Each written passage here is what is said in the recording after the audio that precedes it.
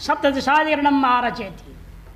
जातेष्टेर नैमित्तिकत्वाधिकरणम 17वां अधिकरण आरंभ होता है। इसका नाम है जातेष्टेर नैमित्तिकत्वाधिकरणम। जब बच्चा पैदा होता है कई चीज़ें करने पड़ते पिता होने के लिए।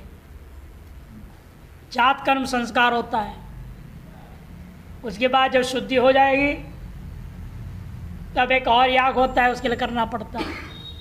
छठा दिन को शुद्धि मानते, छठी बोलते उसको। फिर 10वें और 11वें दिन को उचित नक्षत्र आदि हो तो नामकरण होता है। वो सब क्रम में वही विचार हो रहा है।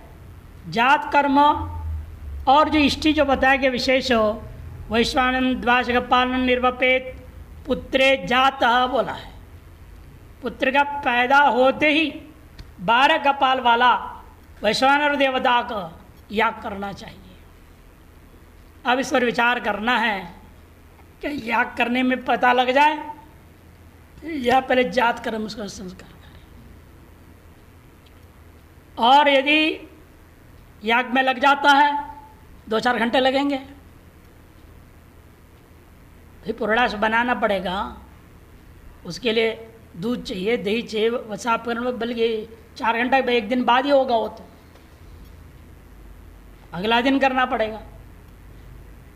अलेन वो सूतक है, अशुद्ध है, तब भी नहीं कर सकता। 6 दिन बाद करेगा, तब तक क्या बच्चा बिना दूध पी रही है जिंदा रहेगा। और जात कर्म संस्कार के बिना बच्चे को दूध नहीं पिला सकती वो। इसलिए हमें पहले जात कर्म संस्कार करना पड़ेगा ताकि बच्चा दूध पीते रहे और जिंदा रहे। उसे 6ठे दिन की शुद्धि के बाद भले आप वैश्वाग्नि करो, भले कहा है पुत्रे जाते। इसका तात्पर्य नहीं कि तत्काल करो, तो तत्काल करने में लग जाओगे तो मर जाएगा बच्चा इस बीच। इसे पहले जात कर्म, जो जात कर्म किए बिना स्तनपान नहीं करा सकते। आजकल तो करा रहे हो, बात अलग चीज़ है। जात कर्म संस्कार क्या किसको पता ही नहीं है। पशुवत चल रहा है काम, पशु पैदा कर हो रहे हैं, वही अपने माँ का दूध पी रहे हैं। बिल्ली कुत्ते सब देख लो। वैसे आदमी का भी बच्चा माँ का दूध पी लेता है, पिला देते हैं लोग बिना जात कर्म संस्कार के। जात कर्म संस्कार अनिवार्य है, उसके बिना स्तनपान नहीं हो सकता। रामायण में बहुत सुंदर दृष्टांत आता है इसके लिए। भगवान राम को मालूम है कौन सी तिथि पे सीता जन्म देने वाले बच्चों को। उसी हिसाब से क्या किया, स्वयं तो जा नहीं सकते जात कर्म संस्कार करने के लिए, तो ताऊ चाचा कोई ना चाहिए ना। ताऊ तो कोई है नहीं, सबसे बड़े वही हैं।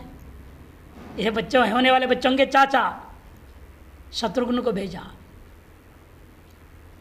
क्या बहाना बनाए, लवणासुर को मारने तुमने जाना है। उपद्रव कर रहा है लवणासुर, उसको मारने जाना है, इस रूट से जाना। मार्ग बता दिया।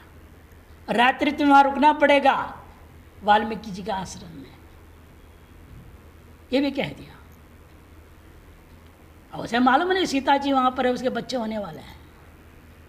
शास्त्र सिद्धांत क्या है, जिस बच्चे के पिता उपस्थित नहीं है उस बच्चे के ताऊ चाचा कोई भी संस्कार सकते हैं। वो भी मालूम नहीं है तो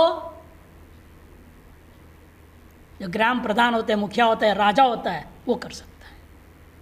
और राजा है शत्रुघ्न, इसलिए कर सकता है। राजा के रूप में उसने संस्कार किया, चाचा के रूप में नहीं। लेकिन कथा जानने वाले अन्य हम लोगों को मालूम है वो चाचा है, चाचा से कराया। कितने सुनियोजित तरीके से उसको भेजा शत्रुघ्न को, और चाचा के हाथ जात कर्म संस्कार कराया। वह कहा वहाँ पर कि हम राजा संस्कार करें। कि पिता कौन मालूम नहीं, बोल नहीं रही है कौन है, पति का नाम नहीं बता रही है, बता नहीं सकते हैं स्त्रियाँ। तो इसलिए जो है आप ही करो, राजा करो। उसके हाथ से कराया संस्कार। उस दिन रात में पहुंचना उसका शाम के लगभग, उसके बाद बच्चे के होना और जात कर्म संस्कार तुरंत। ये विधियों का पालन करने के लिए देखो कितने बड़ी उनको योजना बनानी पड़ी। इसलिए ये बहुत महत्वपूर्ण है। वैश्वानरेष्ट्या पूतत्वं पितु पुत्रस्य वाग्रिमः कर्तुरेव फलं युक्तं कर्तृत्वं पितुरेव हि जाते यस्मिन् इष्टिमेतां निरपेत्यस्य पूतता तच्छेप्सितं पितुस्तेन पिता तत्र प्रवर्तते। जातिष्टि को लेकर के 3 अधिकरण हैं। पहला अधिकरण में विचार कर रहे हैं ये जो जातिष्टि जो किया जाएगा उससे पवित्र होगा बोला, कुछ गुण बताया, वो किसको है? पिता को मिलेगा करने वाला, संस्कार करने वाला, संस्कर्ता पिता को मिलेगा फल, या पुत्र पवित्र होगा जो इतने महीने मलमूत्र में रहा हुआ उसका शुद्धिकरण इस सृष्टि के द्वारा हो रहा है, पवित्र वो हो रहा है। पूर्व पक्षी कहेगा जो कर्म करेगा उसी को तो फल मिलेगा, इसलिए पिता को ही फल मिलना चाहिए। सिद्धांत ये नहीं, पिता कर रहे हैं किस उद्देश्य से? पुत्र के उद्देश्य से। पिता होने की कामना से पुत्र उत्पन्न किया है, पुत्र को उद्देश्य करके सारी क्रिया हो रही है, इसलिए यह भी इष्टि भी पुत्र को ही पवित्र आदि करेगा, ये सिद्धांति बोल रहे हैं। वैश्वानरेष्ट्या पूतत्वम, वैश्वानरेष्टि का फल पूतत्व पवित्र होना ये बताया गया है। वह फल इतना ही नहीं, तेजस्वी होता है, अन्नाद होता है, इंद्रिया भी होता है, पशुमान होता है, अनेक फल बताया गया है इस सृष्टि का, वैश्वानरेष्टि का। उस सृष्टि का फल पवित्रत्वादि पितु पुत्रस्य वा, पिता को मिलेगा या पुत्र को मिलेगा। अग्रिम पूर्व पक्ष पिता को मिलना चाहिए, क्यों? कर्तुरेव फलम युक्तम, जो कर्म करे उसको फल मिलना ये उचित है। कर्तृत्वम पितुरेव ही, और कर्ता कौन है वैश्वानरेष्टि का? पिता। कि बच्चा तो भी पैदा हो तो कर नहीं सकता अपने लिए, कुछ भी करने में समर्थ नहीं है, इसे पिता ही करेगा, ऐसे पिता को फल मिलना चाहिए। सिद्धांत है नहीं, जाते यस्मिन इष्टिमेताम, जिसके उत्पन्न होने पर ये इष्टि का कथन किया, निरुपेतस्य पूतता, इसलिए उसी की ही पवित्रता माननी चाहिए।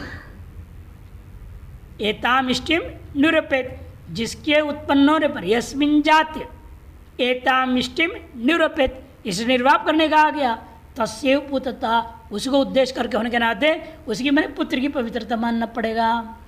तच्चैप्सितुम पितु हो, और ये पिता से भी इष्ट है, पिता को भी यही इष्ट है मैं अपने पुत्र जो पैदा हुआ उसको पवित्र कर दूं, और वो तेजस्वी हो, वे अन्न को खाने वाला हो, बढ़िया खा के पचाने वाला हो, इंद्रियां सब निरोग होवे उसका, और पशुमान होवे।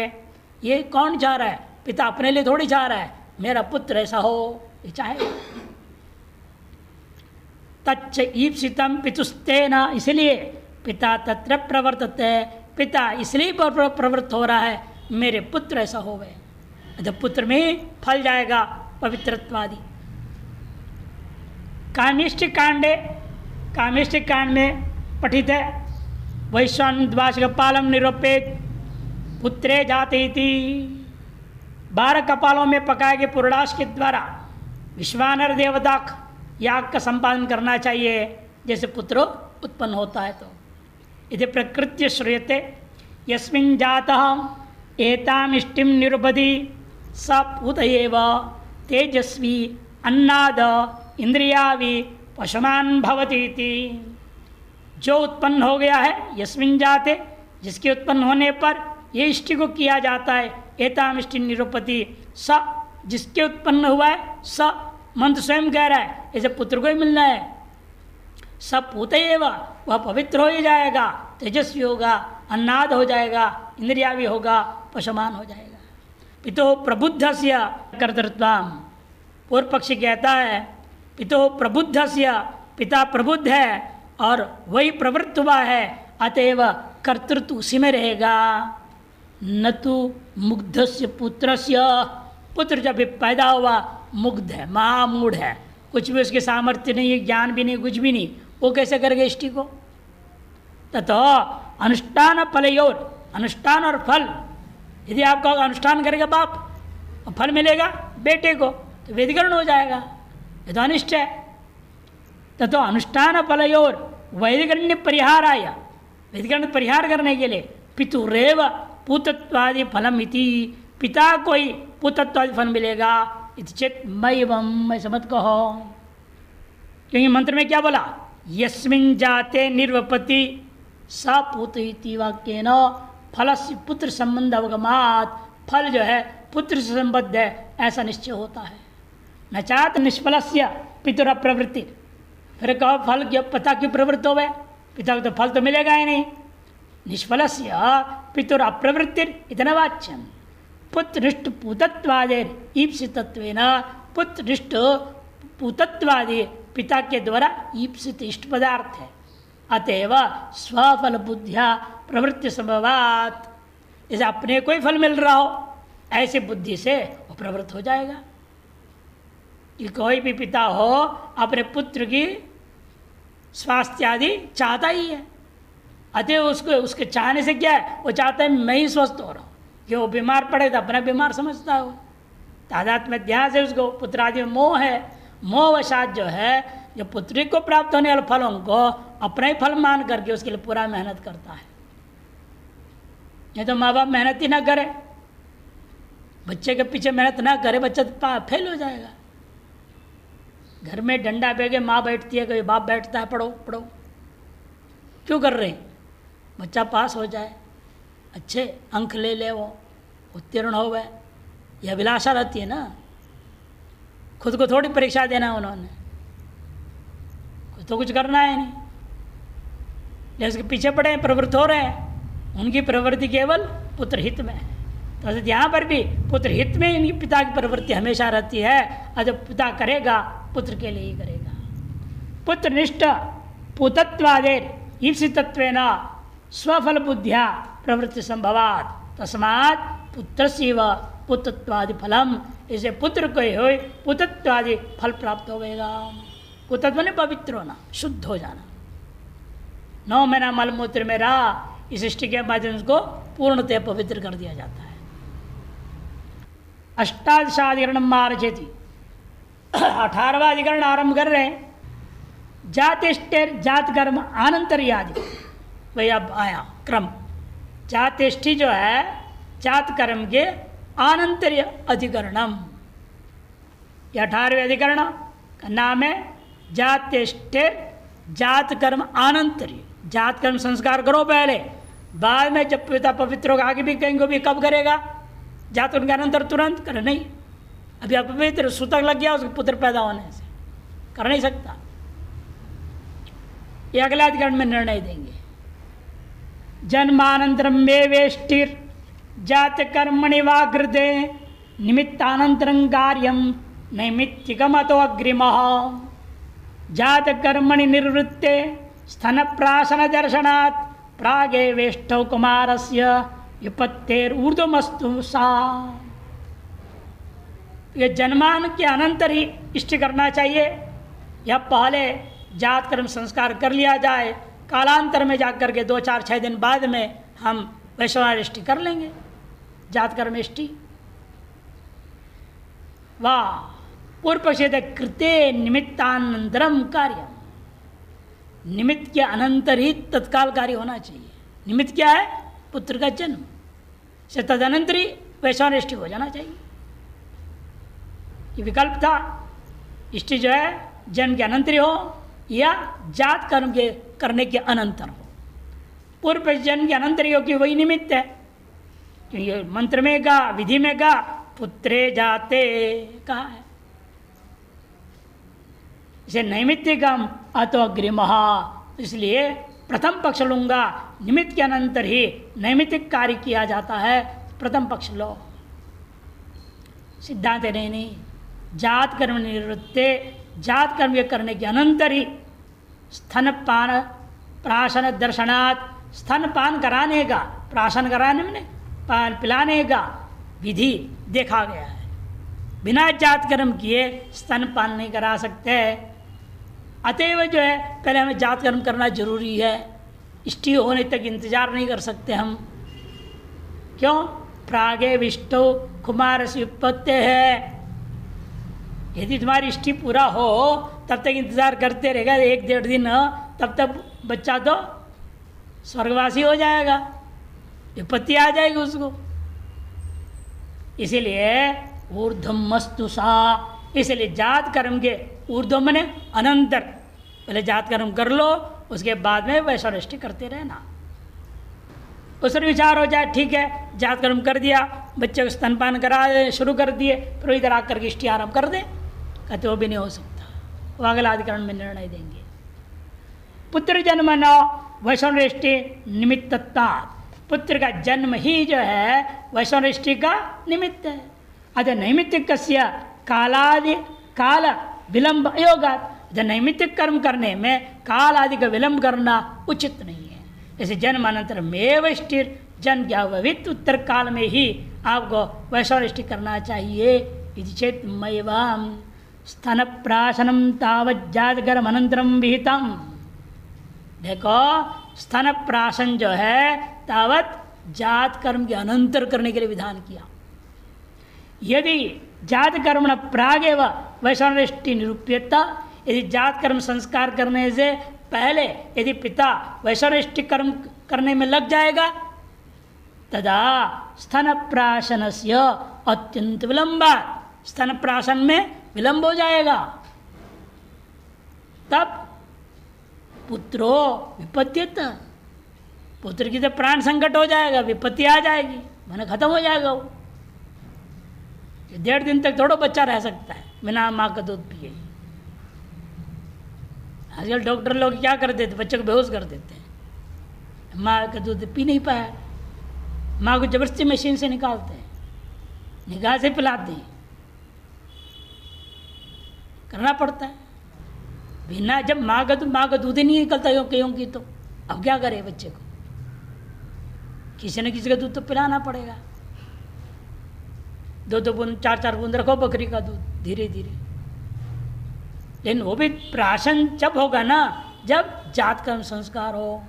विधि यह है, चाहे बकरी का दूध पिलाओ, चाहे माँ का दूध पिलाओ, चाहे किसी और का दूध पिलाओ, बिना जात कर्म का नहीं हो सकता। तथा सती पूतत्वादिकम इष्टफलम कस्य स्यात्, यदि पूर्व पक्ष कहता है फिर ऐसा है, पुतत्वादि जो इष्टि का जो फल है वो किसको प्राप्त होगा बताओ। यदि पुत्र ही जिंदा नहीं रहेगा, वैसा इष्टि करके क्या करेगा वो। आक्षेप कर रहे हैं, तुम कह रहे हो जात कर्म आदि बाद में होती रहेगी, जन्मति इष्टि करो, इष्टि कर्म में 1.5 मान लो सवेरे 6-7 बजे बच्चा पैदा हो गया, तो रात तक इंतजार करना पड़ेगा, शाम को दूध निकालेगा ना, उस दूध को ही तो पुरोडाश में डालना है अगला दिन सवेरे, उस पुरोडाश से उसको बनाना है, कपाल 12 कपाल के ऊपर पकाना है, तब इष्टि करेगा, उन्हें 24 घंटा लगभग जाएगा, तब तक बच्चा कैसे रहेगा। कहेगा नहीं बच्चे को मरने दो, अरे तो फिर इष्टि तुम पवित्र करने के लिए कर रहे हो, किसकी पवित्रता के लिए कर रहे हो, फिर वही बचेगा ही नहीं। तो वही प्रश्न पूछ रहे हैं, तथा सती तुम्हारे अनुसार चलेंगे, पूतत्वादि के इष्टि का फल है वो किसको प्राप्त हो गया, ये बच्चा रहेगा ही नहीं तो किसको मिलेगा बताओ। इसीलिए तस्मात् न जन्मानंतरम किंतु जात कर्मण ऊर्ध्वम सा इष्टि, इसलिए जन्म के अनंतर इष्टि नहीं करना, किंतु पहले जात कर्म कर दो ताकि बच्चा दूध पीते रहे, सोते रहे, मस्त रहे, तब इस बीच में उसके बाद में तो अपना इष्टि को करते रहना। उसे विचार करना है, अभी तुरंत किया जाए, जात कर्म हो गया, बच्चा दूध पीने लग गया, तत्पश्चात तुरंत करे गया इष्टि, वो भी नहीं। जातेष्टे आशौच, देखो शुद्धिकरण के बाद 19वाधिकरणम आरचित, 19वां अधिकरण रचना हो रही है, उसमें लिख रहे हैं जातेष्टेर आशौच अपगमोर्ध्वम अनुष्ठानाधिकरणम, जातेष्टेराशौच अपगम ऊर्ध्व मनुष्ठानाधिकरणम। जातेष्टि जो है अशौच का जो अपगम हो जाए, अशुद्धि का अपगम हो जाए, उसी ऊर्ध्व काल में यह अनुष्ठान करना है, यह निर्णय देने के लिए विचार आरंभ हो गया। जात कर्म अनंतरं स्यात् आशौ चापगवते अथवा निमित्त सन्निधे राध्य कर्तृशुद्ध्यर्थमुत्तर जात कर्म अनंतरम स्यात् आशौ चापगमे अथवा जात कर्म करके तुरंत कर दिया जाए या समय शुद्धि का अशुद्धि का हट जाने पर तदनंतर किया जाए। पूर्व पक्ष है निमित्त सन्निधि है, निमित्त की सन्निधि है, इसे पहला पक्ष ठीक है। आपने कहा जात कर्म के बाद करो, निमित्त है, जात कर्म समाप्त हुआ, तुरंत इष्टि करना चाहिए। कहते नहीं, कर्तृ शुद्धि अर्थम उत्तर, कर्ता के शुद्धिकरण की शुद्धि होने की भी अपेक्षा है ना। अशुद्ध कर्ता थोड़ी इष्टि करेगा। छठे दिन तक जब तक शुद्धि का हवन नहीं होता तब तक जो है वो पिता पर सूतक है। कुछ लोग तो नामकरण के बाद ही मानते, 12 दिन के बाद।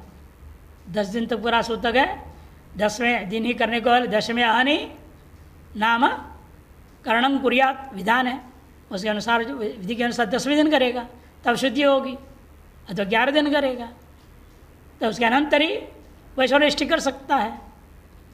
और कुछ लोग छठे दिन मानते हैं शुद्धि का हवन, तो इसीलिए उसके बाद ही कर्ता शुद्ध हुए बिना इष्टि नहीं कर सकता। कर्तृशुद्धिया शुद्ध्यर्थम, कर्तृशुद्धि के लिए उसको इंतजार करना होगा, उसके अनंतर ही उसके जात के कर्म इष्टि कर सकता है। नवजात इष्टि यद्यपि जात कर्म अनंतरम में तद अनुष्ठान है, जात कर्म के अनंतर इसके अनुष्ठान करने पर निमित्त भूतम जन्म सन्निहितम भवति, निमित्त भूता जन्म के सन्निधि में अत्यंत निकट काल में अव्यवहित उत्तर काल में कर दिया गया मान लिया जाता है। तथापि अशुचिना पितृ अनुष्ठीयमानम अंग विकलम भवेत्, अशुद्ध पिता के द्वारा यदि अनुष्ठान किया जाता है वो अंग विकल हो जाएगा। जात कर्मणि तो विपत्ति परिहाराय, फिर कहते जात कर्म भी संस्कार कैसे कर दिया पिता ने, वो मजबूरी है। 6 दिन तक थोड़ी इंतजार कर भाई, एक दिन भी इंतजार नहीं कर सकते, 6 दिन कैसे इंतजार करेगा, उतरे मर जाएगा।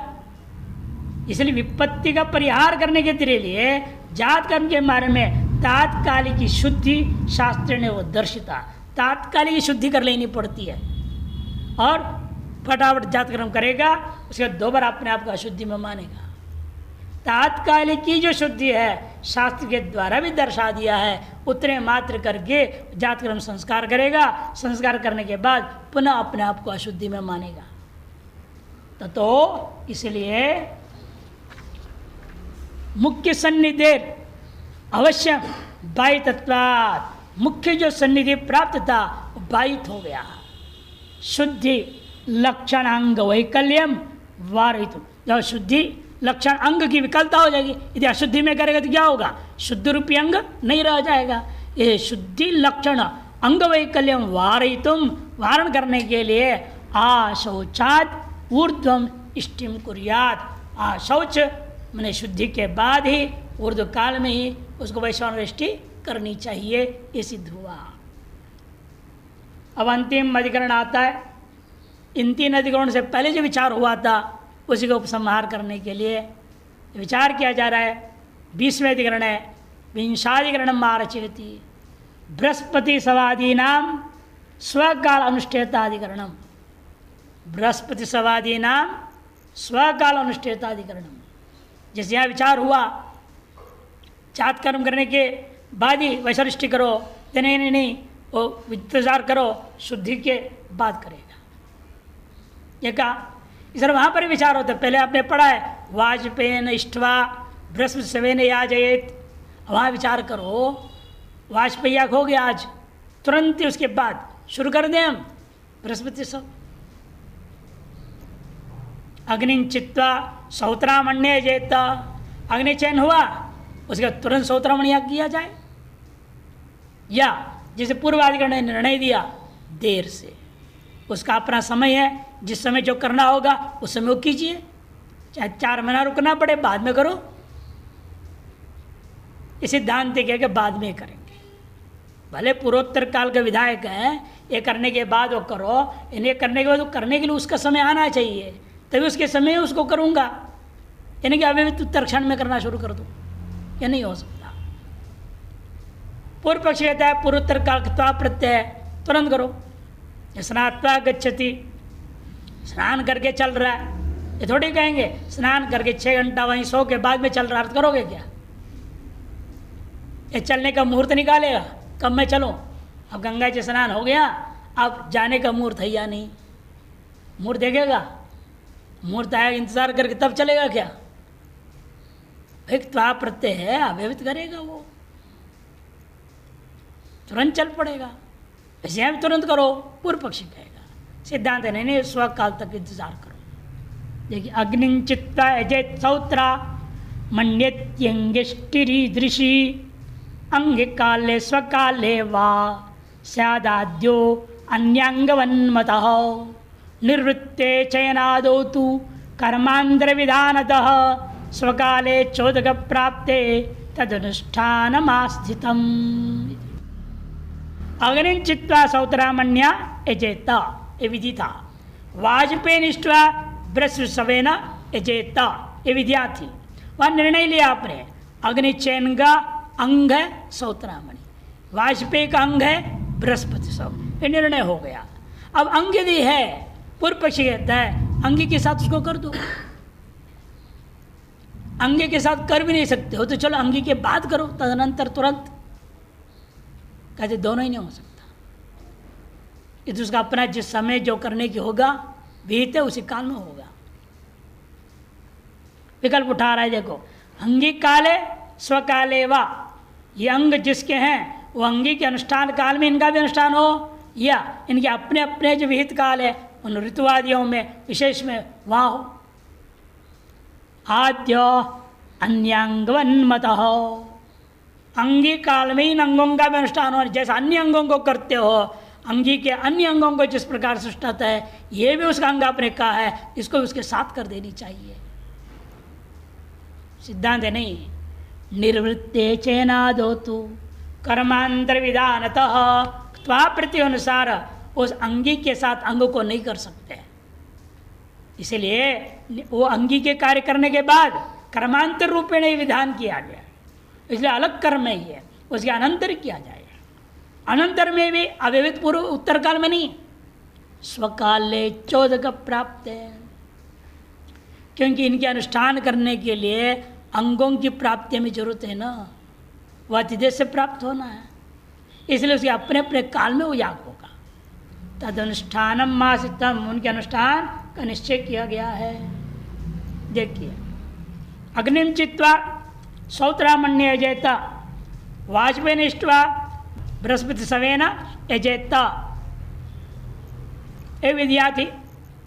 इत्यत्र सौत्रामणि बृहस्पति सवयोर अंगत्वम पूर्वम उक्तम। सौत्रामणि याग और बृहस्पति सब यागों को अग्निचयन और वाजपेय का अंगत्व आपने निर्णय कर दिया है। तच्चंगम अंगिक काले अंगिना सा प्रयुक्तम, इन सारे अंग अन्य अंग सभी अंगों को अंगी के काल में जिस प्रकार से करते हो सर, इन इस अंग को भी अंगिक काल में अंगी के साथ कर देना चाहिए।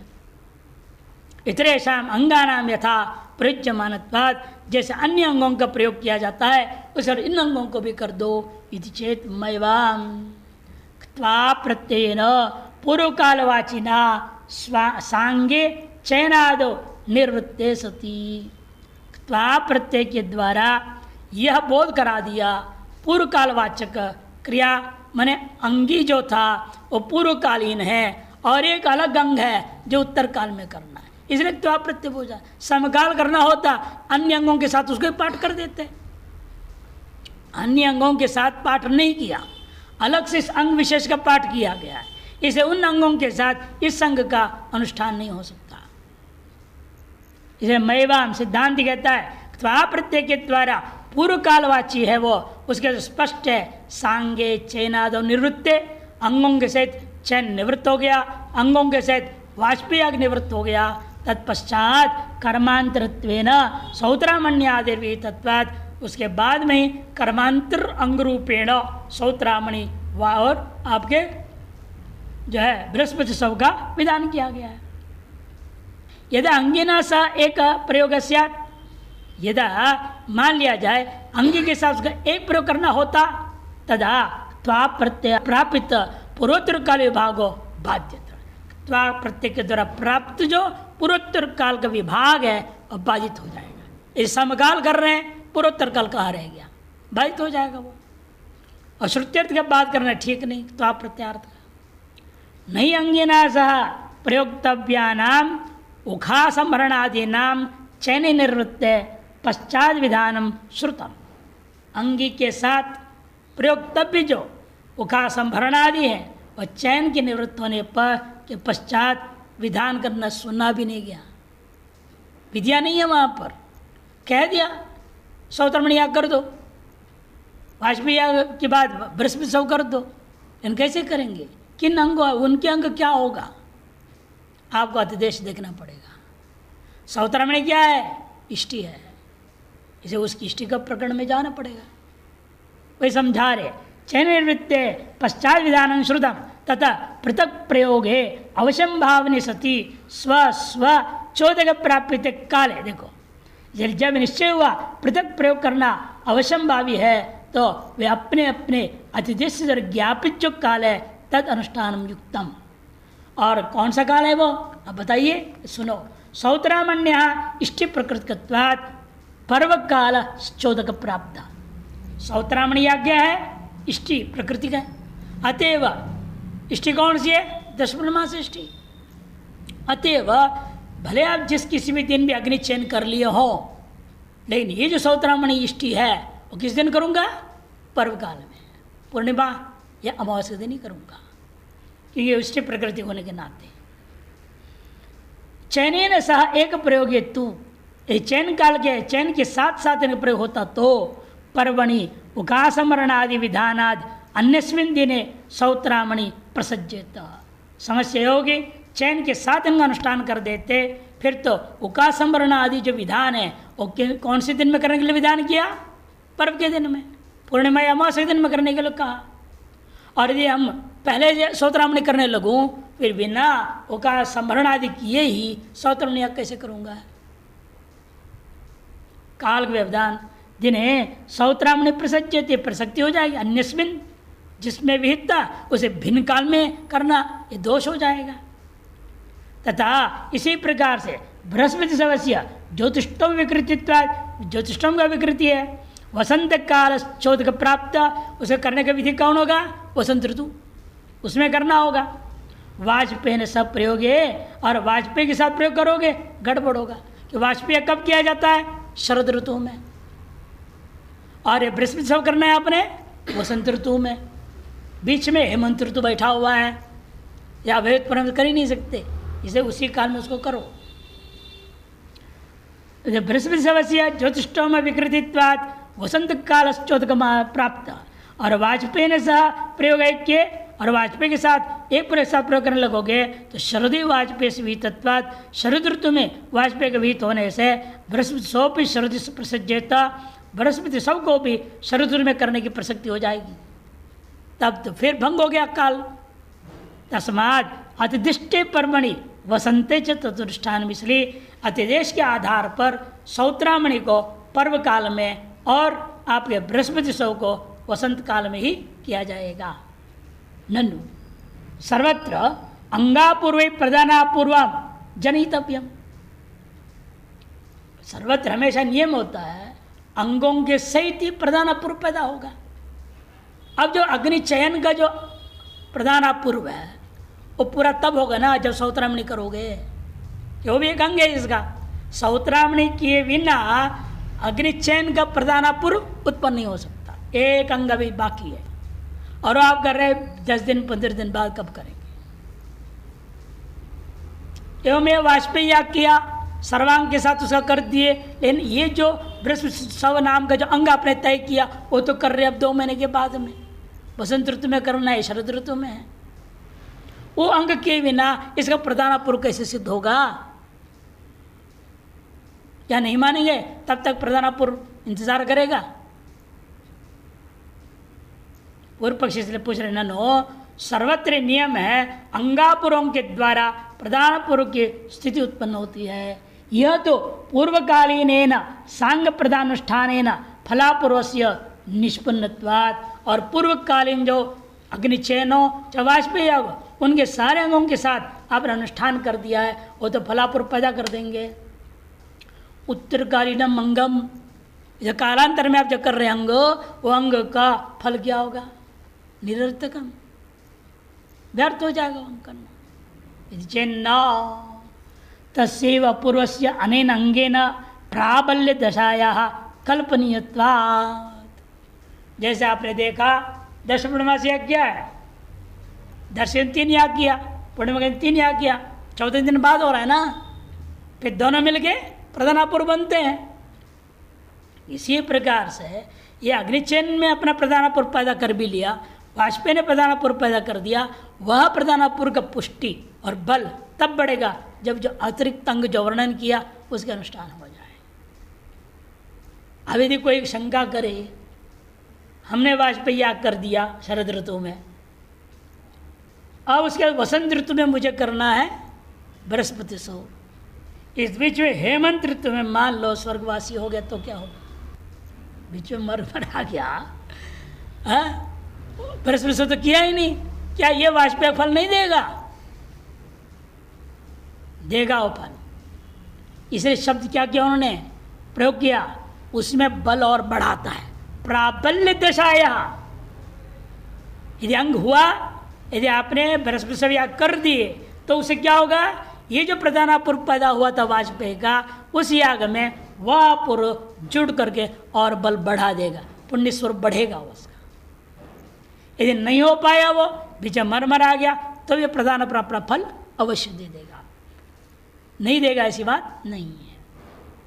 तस्यैव पूर्वस्य अनेन अंगेन प्राबल्य, देखो प्रबलता हक देता है, बल प्रदान कर देता है उसको, और पुण्य पुंज और बढ़ा देता है भले, कल्पनीयत्वात्।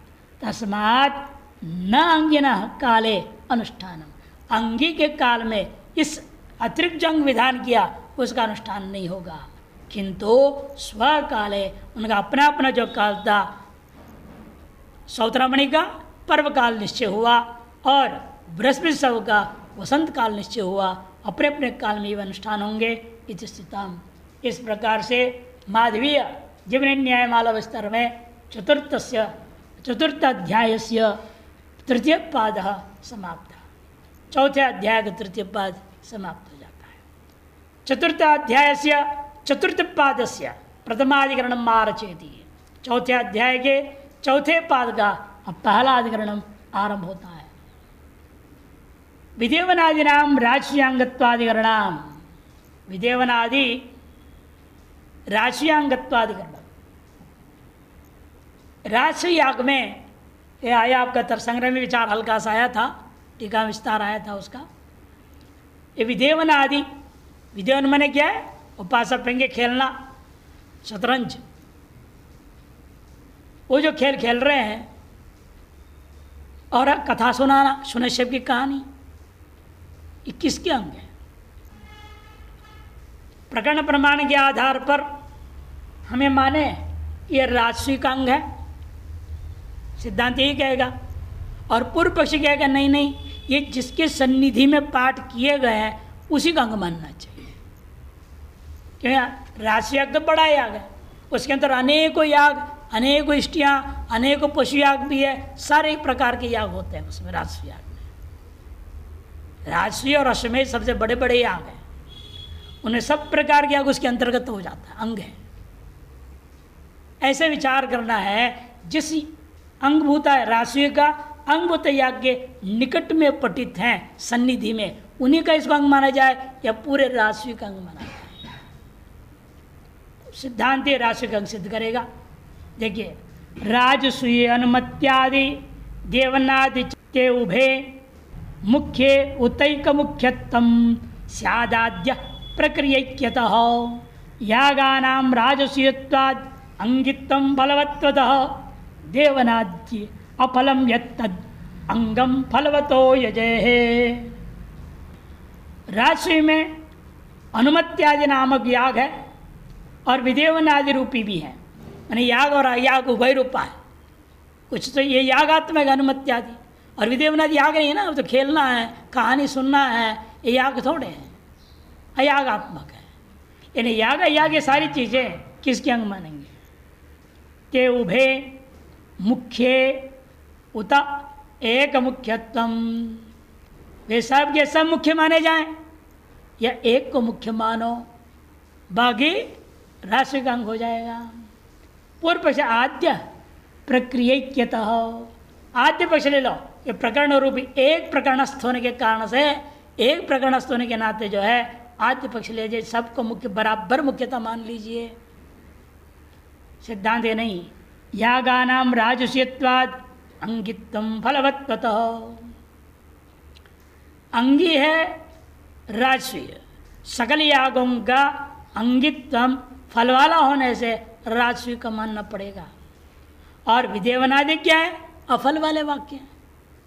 या अफल वाले वाक्य क्या होते हैं? फलवत् निधौ अफलम तदंगम, भंग हो जाएगा। यत विदेवनादि अफलम तद अंगम फलवतो यजहे, फलवान राशि याग का ही अंग मानना पड़ेगा, ये सिद्धांति बोला। देखिए प्रकरण बता रहे, राशि प्रकरणे याग रूपा अनुमत्यादि बहवः श्रुता। राशि प्रकरण में यागात्मक अनुमत्यादि नामक बहुत सारे याग श्रुत हैं। दो चार किनारे देखिए, अनुमत्य पुरुषासम अष्टाकपाल निर्वपदी निर्दम एक कपालम आदित्यम चरुम निरुपदी आग्ना वैष्णम एकाश कपालम इत्यादि। अनुमत्य अनुमति नामक देवी के लिए पुरुषास 18 कपाल वाला निर्वाह करें। निरुत नामक देवता के लिए 1 कपाल वाला पुरुषास, और आदित्य के लिए पुरुषास नहीं चरु का निर्वाह करो बोल दिया। आग्ना वैष्णव अग्नि और विष्णु देवता उनके लिए 11 कपाल वाला, इस पर अनेकों याग हैं। यथा एता इष्टय तथा पशुओपि, ये सब इष्टि रूप याग के अलावा अनेकों पशु याग भी वर्णन हुआ। आदित्याम मल्हाम गर्भिणीम आलभते मारुतिम पृष्णिम प्रौष्टौहिम अश्विभ्यामिति। आदित्य देवता के लिए क्या करना है? कहते हैं मल्लाम गर्भिणीम। मल्ला का अर्थ क्या होता है? नीचे दिया देखो, मल्ला मने मणिला, मणिला मने गलस्तन युक्ता, देसी गाय, इसका मतलब गलस्तन युक्ता। बकरी भी लाओ तो गलस्तन युक्त बकरी, नीचे हमको लटकता होना चाहिए, सीधा जो है हम लोग के जैसे गला, हमारे गलस्तन तो नहीं है ना आदमी का, यहाँ क्या को मांस लटकता है क्या किसी के? गलस्तन जो युक्त है इत्यर्थ।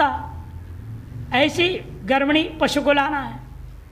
तस्या अदितिर देवता, प्रश्नि में क्या होता है?